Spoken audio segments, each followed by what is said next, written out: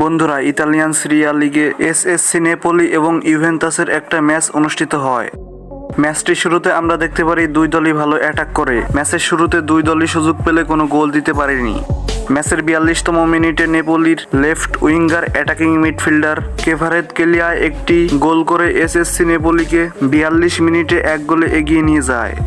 পরবর্তীতে আমরা ফার্স্ট হাফে আর কোনো গোলের দেখা পাইনি। ম্যাচটির সেকেন্ড হাফে লাস্ট 81তম মিনিটে আর্জেন্টাইন কার্লোস অ্যালকারেজের অ্যাসিস্টে গোল করে Juventus left winger primary striker Federico Chiesa. ফেদ্রিকোর অসাধারণ একটি গোলে ইউভেন্টাস 1-1 গোলে ম্যাচটি সমান করে ফেলে।